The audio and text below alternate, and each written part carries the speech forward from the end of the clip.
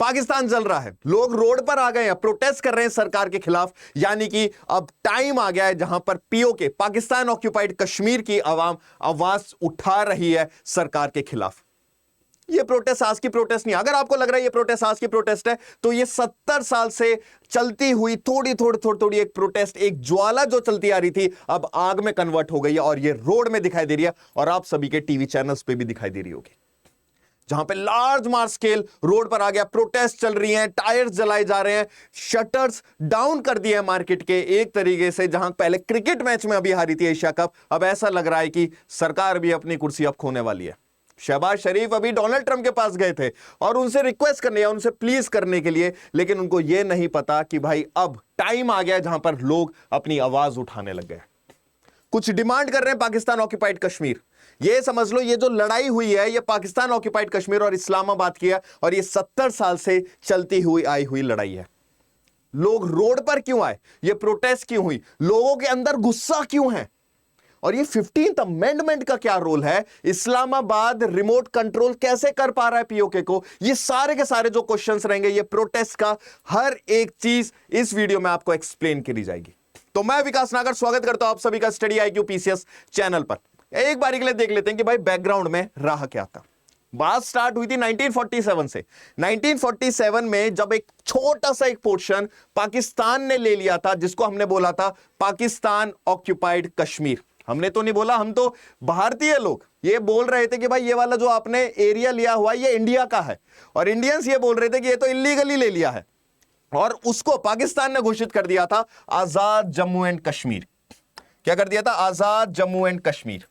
और ये नाम सिर्फ मतलब नाम का आजाद है, सिर्फ नाम का आजाद है, ऐसा लग भी नहीं रहा था कि भाई आजादी यहां पर मिल भी रही थी। अभी आपको पता लगेगा इसके बारे में। रियलिटी ये थी, पाकिस्तान ऑक्यूपाइड कश्मीर को आजाद कहा गया था, यानी कि फ्री कहा गया था, लेकिन असली कंट्रोल जो है वो इस्लामाबाद पार्लियामेंट में था। आप ये समझ लो जैसे भारत का एक पार्लियामेंट हो गया और पार्लियामेंट इनडायरेक्टली यूपी सरकार के ऊपर अपना कंट्रोल करके बैठा है। जो हमारा आजाद जम्मू कश्मीर था उसकी अपनी संसद थी, उसकी अपनी लेजिस्लेटिव काउंसिल थी, लेकिन कहीं ना कहीं रिमोट कंट्रोल किया जा रहा था इस्लामाबाद के थ्रू, जहां पे पाकिस्तान की पार्लियामेंट है। पाकिस्तान ऑक्यूपाइड कश्मीर में जब डायरेक्टली इस्लामाबाद कंट्रोल कर रहा था तो वहां पर अच्छे लेवल का करप्शन देखा जा रहा था। जो भी सारे रिसोर्सेज थे, जितने भी सारे टैक्सेस वहां के लोगों से लिए जा रहे थे, बहुत हाई लेवल के थे। लोग घुट घुट के मर रहे थे। लोगों को समझ ही नहीं आ रहा था कि भाई ये सरकार हमारे साथ ऐसा क्यों कर रही है। एक बारी के लिए तो शायद से उनके माइंड में एक आइडिया भी आ गया कि भाई हम तो गलत फंसे, इससे अच्छा तो भाई इंडिया में ही रह लेते। और ये लड़ाई हुई सीधी, जहां पर मांग की गई थी कि हमें पाकिस्तान से अलग कर दो। आजाद शब्द दिया है ना, तो अब हमको आजादी चाहिए, क्योंकि करप्शन चल रहा था। इंफ्रास्ट्रक्चर के बारे में सरकार सोच ही नहीं रही थी। इतना वीक इंफ्रास्ट्रक्चर था कि मैक्सिमम अनएम्प्लॉयमेंट उस वाले एरिया से दिखाई दे रही थी। जो भी एनालिटिक्स आता था, रिसोर्सेज को अच्छे लेवल पे एक्सप्लॉइट करा जा रहा था। आजाद नाम का ए था बस, बाकी आजादी वहां पर कहीं पर भी दिखाई नहीं दे रही थी। फिर उसके बाद लेकिन लोकल्स की एक और कंप्लेंट थी। एक डैम है वहां पे, मांगला डैम, जो झेलम रिवर पर है, जो झेलम रिवर पर। अब यहां पर मैक्सिमम जो इलेक्ट्रिसिटी जनरेट होती है, जो पाकिस्तान को जाती है और पीओके के एरियाज को मिलती है, ये वाली मिलती है मंगला डैम से। अब मंगला डैम से जो भी इलेक्ट्रिसिटी, हाइड्रो इलेक्ट्रिसिटी डैम जो है, जो जनरेट हो रही है बिजली, वो इस डैम से हो रही है। और ये वाला जो डैम है ये पीओके एरिया में है और पाकिस्तान को बिजली जा रही है। और पाकिस्तान को बिजली जा रही है तो कम रेट पर जा रही है, लेकिन पीओके के लिए ये बिजली के रेट्स सबसे हायर कर दिए गए थे।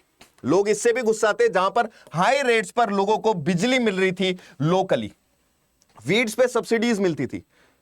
जहां पर आप गेहूं उगाओ, ठीक है ना, आप गेहूं उगाओ और आपको सब्सिडी मिलेगी और आप सीधा पाकिस्तान के लोकल मार्केट जो हैं उनको आप सप्लाई करो। आप ये समझ लीजिए, आप अब की डेट में पीओके अलग है और पाकिस्तान अलग है, यानी पाकिस्तान ऑक्यूपाइड कश्मीर और जो बाकी का पाकिस्तान है, जहां पर इस्लामाबाद का, जहां पे इस्लामाबाद देखो नाम भी नहीं लिखा जा रहा है। मतलब पाकिस्तान तो बिल्कुल धच्चियों में उड़ा पड़ा है, बस अपनी तरफ से सोच रहा है, कुछ का कुछ करता है भाई पाकिस्तान, सही बताऊं तो मैं, ठीक है। अब जो पाकिस्तान है, पाकिस्तान की जो पार्लियामेंट है वो है इस्लामाबाद में। ये जो लड़ाई है ये पाकिस्तान ऑक्यूपाइड कश्मीर और इस्लामाबाद में रहने हुए या बाकी के पाकिस्तान में रहते हुए लोगों के बीच की लड़ाई है, जहां पर वीड की जो सब्सिडीज मिलती थी लोगों को, कुछ पैसा मिल जाता था, ये उगाएंगे, ये लोगों को सप्लाई करेंगे, मार्केट्स में सप्लाई करेंगे, वहां से सब्सिडीज मिलेगी, वो भी वापस से छीन ली गई थी। डेवलपमेंट के जो फंड्स मिलते थे, डेवलपमेंट के जो फंड्स मिलते थे, इनको वो मिनिस्टर्स खा जाते थे, अपने अपनी सैलरीज बढ़ा लेते थे, पर्क्स बढ़ा लेते थे। जो भी आर्मी ऑफिशियल्स था, मेन पीओ के जो रीजन है ना पाकिस्तान ऑक्यूपाइड कश्मीर, वो डायरेक्टली आर्मी के कंट्रोल में था। लेकिन इस्लामाबाद ये सोच रहा था कि भाई ये वाला रीजन कहीं हमसे छिन ना जाए, इन लोगों को कंट्रोल करके रखो। लेकिन उनको ये नहीं पता लगा था कि धीरे धीरे धीरे धीरे आप रेट हाई कर रहे हो, सब्सिडीज एक तरीके का आप उनके एक्सप्लॉयटेशन कर रहे हो। जहां पर एक अधिकार देना चाहिए वहां पर अधिकार दे ही नहीं रहा है, जहां पर अधिकार दे नहीं रहा है। शहबाज शरीफ आईएमएफ के पास जाएगा, लोन दे दो मुझको। डोनाल्ड ट्रंप के पास जाएगा कि भारत ने मुझको धोया है अच्छे से, या फिर वहां जाके यूनाइटेड स्टेट्स में गलत गलत स्पीचेस देगा कि भाई हमने तो इस वाले वॉर में भारत को हरा दिया, भारत के कितने राफेल जेट्स हमने मार गिराए। लेकिन पता है भाई कौन विश्वास करेगा, कौन विश्वास नहीं करेगा, ठीक है ना। दूसरी कंट्रोवर्सी जो हुई थी वो हुई थी 15th अमेंडमेंट की कंट्रोवर्सी। ये 15th अमेंडमेंट की कंट्रोवर्सी क्या होती है? ये कंट्रोवर्सी हुई थी 2022 में।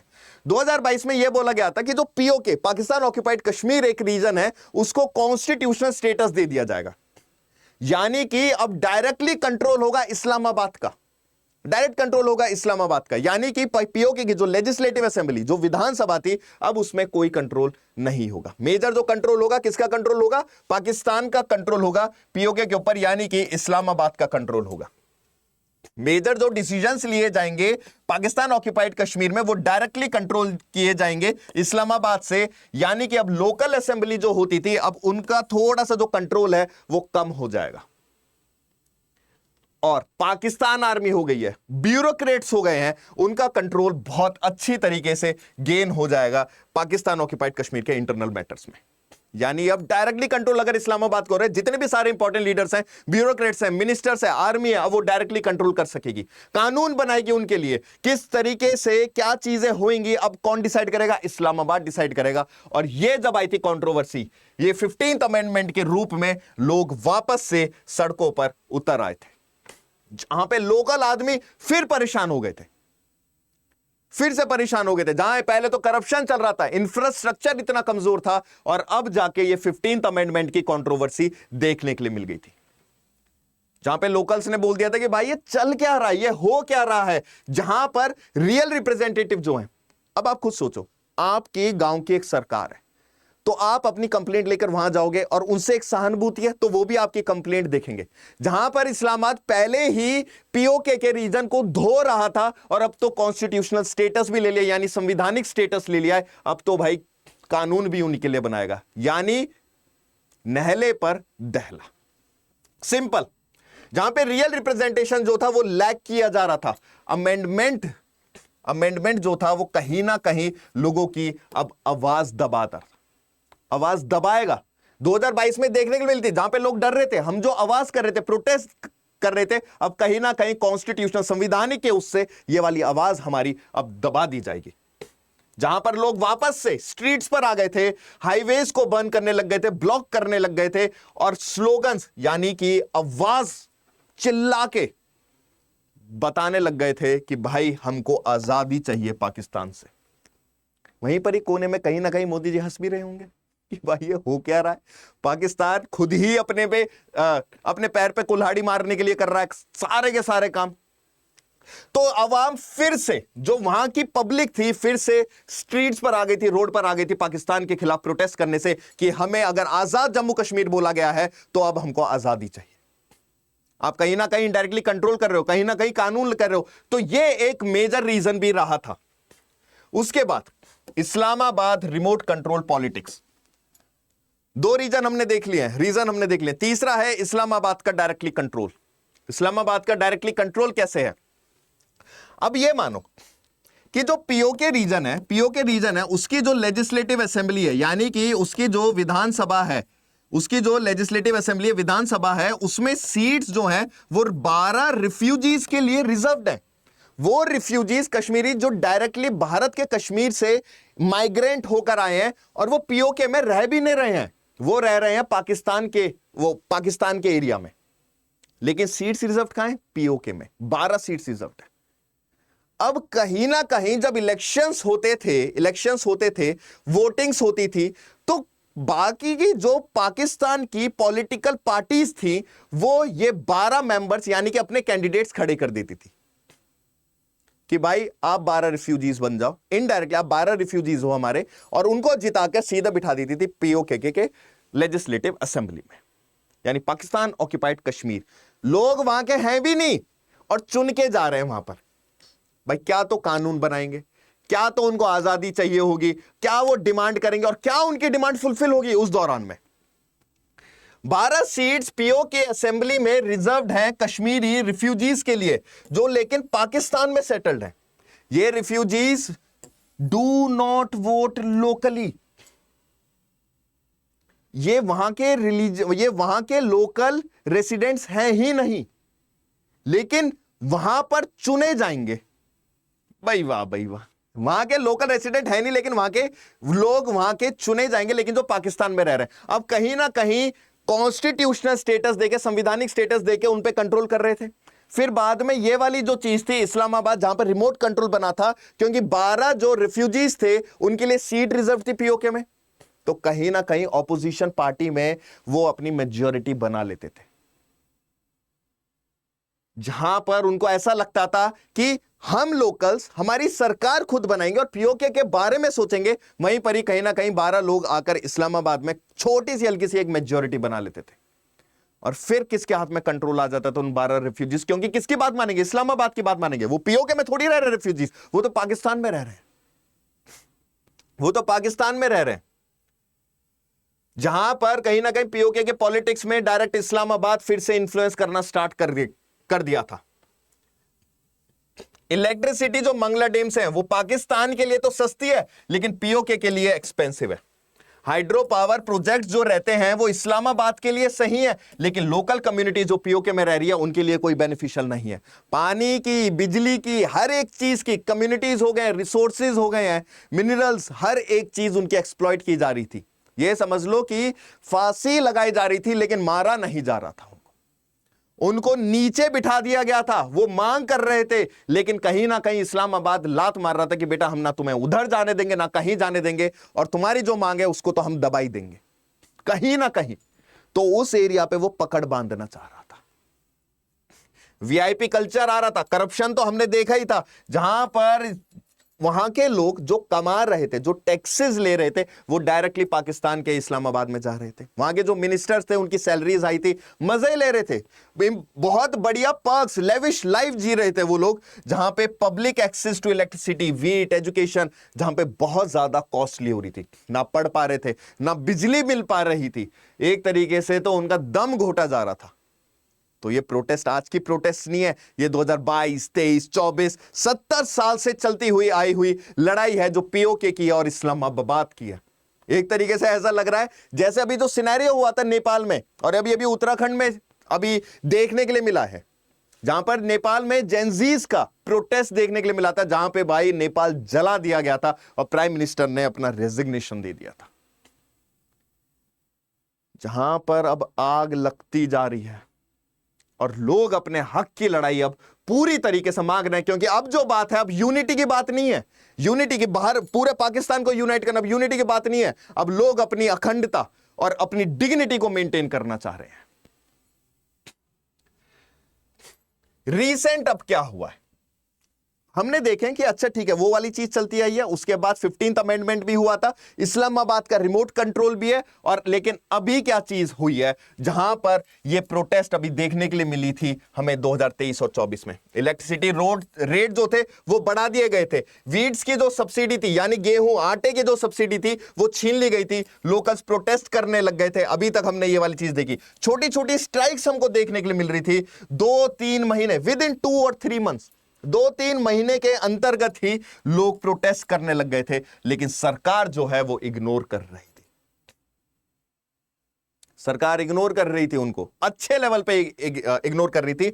और जो पीओके के जो कम्युनिटीज हैं जो बाहर वाले देश में, यूके हो गया है, दुबई हो गया है, या फिर और कोई भी जो कंट्रीज हैं, यूएस हो गया है, यूरोपियन कुछ रीजन्स में जो पीओके के कम्युनिटीज वाले रह रहे थे, वो सोशल मीडिया पर ट्रेंड करने लग गए थे, जहां पर वो लोगों के साथ खड़े थे, पीओके के लोगों के साथ, क्योंकि वो उन्हीं की कम्युनिटीज के थे, जहां पे वो आजादी की लड़ाई कर रहे थे सोशल मीडिया पर। अब ये जो लड़ाई थी सिर्फ पीओके इस्लामाबाद की नहीं रही थी, ये कहीं ना कहीं डायस्पोरा, यानी कि जहां पर पाकिस्तान की कम्युनिटीज रह रही हैं, पाकिस्तान ऑक्युपाइड कश्मीर की कम्युनिटीज रह रही हैं, वो भी अब कहीं ना कहीं अपने रीजन्स में बैठ के फाइट करने स्टार्ट कर गई थी। और जहां पर इंटरनेशनल अटेंशन मिल पा रही थी इन लोगों के साथ जो अत्याचार हो रहा था। 2025 में क्या हुआ, अभी हाल ही में जो 29 सितंबर, अभी जो कल की जो 29 सितंबर है, इस दौरान में क्या हुआ, एएसी स्ट्राइक, यानी कि अवामी एक्शन कम्युनिटी ने स्ट्राइक करी। ये एक अलायंस है जहां पर ये रिप्रेजेंट कर रही है कि लोकल्स की डिमांड को पूरा किया जाए, उनकी जो भी डिमांड्स हैं। इलेक्ट्रिसिटी महंगी है, एजुकेशन, करप्शन, इंफ्रास्ट्रक्चर नहीं है, आप कॉन्स्टिट्यूशन संवैधानिक स्टेटस दे रहे हो, दबाना तो दबाना, आप तो उनको मिट्टी में मिला रहे हो गुरुजी। कैसे, मतलब पाकिस्तान ने तो भाई बिल्कुल हद ही कर दी है। मतलब दूसरे देश से नहीं लड़ा जा रहा तो अपने ही अंदर लड़ाई कर ली कि चलो अपने अंदर ही लड़ लेते हैं, उसी में जीत लेंगे और वाह वाह ही लूट लेंगे। ठीक है, स्ट्राइक का नाम रखा गया शटर डाउन व्हील जाम, मतलब कि कोई दुकानें नहीं खुलेंगी, शटर को डाउन कर दो और ट्रैफिक लगा दो, हाईवेज को ब्लॉक कर दो, स्ट्रीट्स को ब्लॉक कर दो, आग लगा दो एक तरीके से। जहां पर डिमांड जो रखी जा रही थी कि जो 12 रिफ्यूजी सीट्स हैं, 12 रिफ्यूजी सीट्स हैं हमारे पीओके पाकिस्तान ऑक्युपाइड कश्मीर की, उसको हटाया जाए। हाइड्रो पावर प्रोजेक्ट्स जो हैं, जो बिजली मिल रही है उससे, जो मंगला डैम मैंने आपको बताया था, वहां से जो बिजली मिल रही है, हमको भी सस्ती बिजली अब मिलनी चाहिए। महंगी बिजली तो हम ऑलरेडी बहुत पहले से लेते आए हैं ना, तो एक तो करप्शन हो रहा है, टैक्सेस आप हमसे ले रहे हो, सब्सिडीज हमको नहीं दे रहे हो, तो भाई हम यहां के अमीर थोड़ी हैं। हाइड्रो पावर प्रोजेक्ट्स के बेनिफिट्स हमको भी मिलने चाहिए, सिर्फ पाकिस्तान अलग नहीं उठाएगा। अब ये समझ लिया कि पाकिस्तान तो एक तरीके से भाई डिसयूनाइट हो रहा है, डिवाइड के रेखा पे खड़ा है बस। जहां पर जो सब्सिडी थी, आटे की सब्सिडी, बिजली की जो सब्सिडी थी, वो भी अब हमको मिलनी चाहिए। जो भी वीआईपी थे, जो ये करप्शन वगैरह हो रहा था, करप्शन को खत्म किया जाए और इंफ्रास्ट्रक्चर बनाया जाए। 12 रिफ्यूजीज को जो है, जो आपने सीट रिजर्व करी है, वो रिजर्व हटाई जाए, यानी कि 70 साल की मांग लाके एकदम सरकार के छाती पर थोप दी। सारी पूरी करो, नहीं तो शटर डाउन व्हील जाम, यानी पाकिस्तान किस पे आ जाएगा, एक तरीके से स्टेक पर आ जाएगा। लेकिन सरकार ने भी बोला कि ये जितनी भी सारी आपकी डिमांड्स हैं, ये जितनी भी सारी आपकी डिमांड्स हैं, इन सब के लिए कॉन्स्टिट्यूशनल अमेंडमेंट चाहिए होगा, कॉन्स्टिट्यूशनल अमेंडमेंट चाहिए होगा, and they can't be decided in a closed room, talks brought. जितनी भी सारी मांग है उसके लिए संवैधानिक संशोधन करना पड़ेगा। संवैधानिक संशोधन करने के लिए हमको पार्लियामेंट के अंदर बैठना होगा, हम ऐसे ही बातचीत नहीं कर सकते हैं। यानी कि जो उनकी डिमांड थी, जो उनकी मांग थी, फिर से मिनिस्टर्स द्वारा खारिज कर दी गई। लोग और भड़क गए, लोग और भड़क गए। जहां पे नेगोशिएशंस तो भूल जाओ, जहां पर अवामी एक्शन कम्युनिटी जो बनाई थी, जो डिमांड्स मांग रही थी, सारे के सारे मिनिस्टर्स ने वो पूरी की पूरी खत्म कर दी, सारी खत्म कर दी।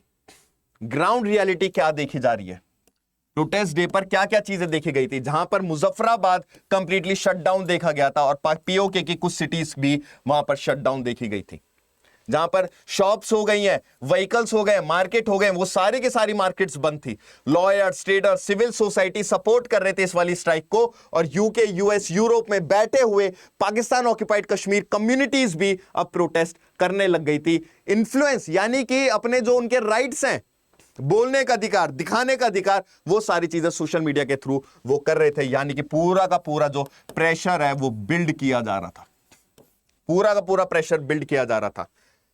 गवर्नमेंट भी कुछ रिस्पांस करेगी, प्रोटेस्ट हो रहा है, सरकार थोड़ी चुप बैठेगी। पाकिस्तान की सरकार में ना हड़बड़ी जल्दी मस्ती है। 1000 से ज्यादा पुलिसकर्मियां बिठा दिए गए भैया, 1000 से पुलिसकर्मियां भेजे गए इस्लामाबाद से। ठीक है ना, भेजे गए इस्लामाबाद से, इंटरनेट को ब्लॉक कर दिया गया, जहां पर अब लोगों की जो आवाज है वो बंद करी जा रही थी, वो बांधी जा रही थी। सोशल मीडिया ने convoy security raising fears of a crackdown बोलकर मिनिस्टर्स ने बोला कि नहीं भाई, हमारे इंटरनल मैटर ना हम लोग खुद देख लेंगे। हर एक चीज प्रोटेस्ट जो हो रही थी अच्छे लेवल पर हो रही थी। पुलिस कर्मियां भेजे गए थे इस्लामाबाद से कि भाई कंट्रोल कर लो, कहीं ऐसा ना हो जाए कि जो पाकिस्तान ऑक्यूपाइड कश्मीर, और जिस चीज के लिए हम इतनी वाहवाही लूटते हैं, टेररिज्म फैलाते हैं, आतंकवाद फैलाते हैं, भारत में घुसपैठ करते हैं, कहीं वो हमसे छीन ना जाए। जहां पर लोग कह रहे हो भैया आजादी तो तू छोड़, अब हमको आजाद कर दो अच्छे से। हमने बहुत मांग कर ली है, 70 साल पुरानी लड़ाई चलती आ रही है। हमें ऐसा लगता है प्रोटेस्ट हो क्यों रही है, ये भाई प्रोटेस्ट तो बहुत पहले से चलती आ रही थी, लेकिन वही बात जो मैंने स्टार्टिंग बोलती, वो चिंगारी अब आग में कन्वर्ट हो गई थी। वो लोग जहां जो घर पर थे वो रोड पर आ गए थे और स्ट्रीट्स पर आकर हाईवे को पूरा जाम कर दिया गया था कि भाई पाकिस्तान अब थोड़ी देर रुक जाओ, हमें हमारी मांग पूरी करने दो। कॉन्सिक्वेंसेस क्या देखने गए थे, क्या देखने के लिए मिले थे? जहां पर शहबाज की जो गवर्नमेंट है, शहबाज शरीफ की जो गवर्नमेंट है, वो स्ट्रगल तो कर रही थी आईएमएफ से, इंटरनेशनल मॉनेटरी फंड, कि भाई पैसा दे दो, हम थोड़ा सा ये कर लेंगे, कर्जों में डूबे पड़े, पैसा दे दो, पैसा दे दो, पैसा दे दो। अब उसकी गद्दी भी खतरे में दिखाई दे रही है। जहां पर महंगाई से पाकिस्तान अब थोड़ा सा ये समझ लो लगभग पूरा ही टूट जाएगा। जहां पर इन्फ्लेशन पहले अच्छे लेवल पर थी और अब ये इन्फ्लेशन और बढ़ती दिखाई देगी। और एक तरीके से ये जो प्रोटेस्ट है एक नया हेडेक की तरह ये दिखाई दे रही है। आजादी के जो स्लोगन्स चल रहे हैं, ये स्लोगन्स ऐसे चल रहे हैं कि बाहर जो पाकिस्तान है भाई वो टूट रहा है, और इंडिया कहीं मोदी जी कोने में बैठे हुए भाई स्माइल कर रहे हैं, मुस्कुरा रहे हैं, क्योंकि इसके थ्रू जहां पे पाकिस्तान ऑक्यूपाइड कश्मीर अपनी आजादी की लड़ाई लड़ रहा है, वो भी अब अपनी स्टेटमेंट पर पूरी तरीके से कॉन्फिडेंट हो जाएंगे कि देखो हमने कहा था पीओके जो लिया गया है पाकिस्तान द्वारा वो इलीगल तौर पर लिया गया है, और वहां के लोकल जो हैं वो खुश नहीं है। प्रोटेस्ट सब्सिडी और इन सब से रिलेटेड नहीं है अब, कि आटा महंगा हो गया है, हाइड्रो इलेक्ट्रिसिटी, ये मांग तो बहुत पहले से मांग है, शायद से पूरी कर देते, लेकिन अब जो प्रोटेस्ट हो रहा है कि भाई हमें आटा सस्ता, और ये तो है, लेकिन अब बात है डिग्निटी की, बात है इंटीग्रिटी, अखंडता की बात है। अब बात है अपने रिप्रेजेंटेशन की, कि भाई हमारी मांग है आजाद जम्मू कश्मीर, आजाद करो। अच्छा, आपको क्या लगता है कि ये जो मांग है ये आटे की है, या फिर ठीक है सब्सिडी या हाइड्रो इलेक्ट्रिसिटी जो प्रोजेक्ट्स हैं, या फिर जो बिजली है जो महंगी उससे सस्ती कर दो, करप्शन हटा दो, ये सब की है? 12 रिफ्यूजीज जो Pakistan occupied Kashmir legislative assembly के लिए रिजर्व करी गई थी सीट्स, क्या उसके लिए उसको हटा दो? वो सब तो है ही, लेकिन इन सबको मुद्दा बनाया गया है अब आजादी के लिए। और ये बात भी सही है, जहां पर शहबाज शरीफ डोनाल्ड ट्रंप के पास जाके वू कर रहे हैं, वहां पर कहीं ना कहीं आर्मी जहां पीओके के ऊपर प्रेशर बनाए रखी है, अब वो बांध टूट रहा है। तो ये जितनी भी प्रोटेस्ट थी ये पूरी है, मैंने आपको एक्सप्लेन करी है कि स्टार्टिंग से लेकर लास्ट तक क्या हुआ था। अच्छा, आप मुझे ये बताइए, क्या ये प्रोटेस्ट जो है, कमेंट सेक्शन में जरूर बताना, ये जो प्रोटेस्ट है क्या ये शॉर्ट टर्म के लिए, सिर्फ जब इनकी मांग कंप्लीट हो जाएगी, मांग इनकी पूरी कर दी जाएगी, क्या ये प्रोटेस्ट बंद हो जाएगी, या ये है एक नए एरिया को जन्म, यानी कि लोगों की जो आवाज है वो इतनी बुलंद है अब कि बात अब यहां तक नहीं थमेगी। और ये छोटी प्रोटेस्ट नहीं है, ये बहुत लंबी प्रोटेस्ट है। और क्या हो सकता है इसके, और क्या कॉन्सिक्वेंसेस हो सकते हैं, और भारत को क्या लाभ मिल सकता है, अपनी राय कमेंट सेक्शन में जरूर बताएगा। तो साइनिंग ऑफ, मैं विकास नागर, मिलेंगे नेक्स्ट वीडियो में। Till then take care, bye bye and see you soon.